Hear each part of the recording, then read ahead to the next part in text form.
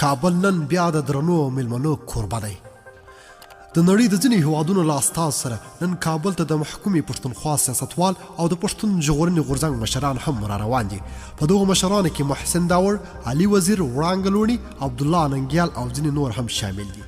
د پښتون ژغورنې غورځنګ یو مشر محسن داور ویلي وه که پاکستاني ریاست مخه ډبه نه کړي نو د ولسمشر غني د لوړې مراسمو کې به ارومرو ګډون کوي.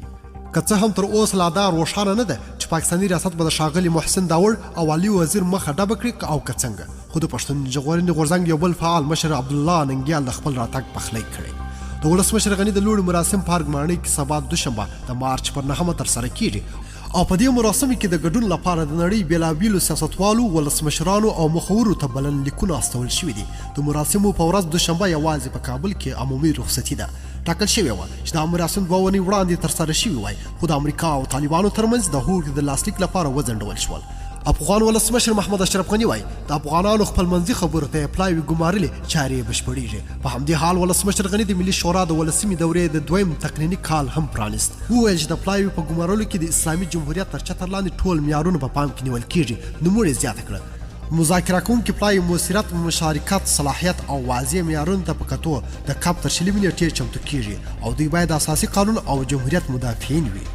د طالبانو او امریکا ترمنځ د سولې د لاسلیک شوي هوکړې لیک پر بنسټ بین الافغاني خبرې باید د مارچ پر 10 نیټه چې د کب یهود شلمه کېږي پیل شي، خو داسې ښکاري چې دا خبرې ښایي وځنډول شي.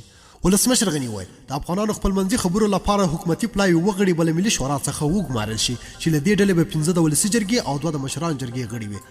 افغان ولسمشر یو ځل بیا ټینګار وکړ چې طالبان باید بین الافغاني خبرو لپاره د 15,000 زندانیانو خوشي کول د شرط په توګه مطرح نه کړي.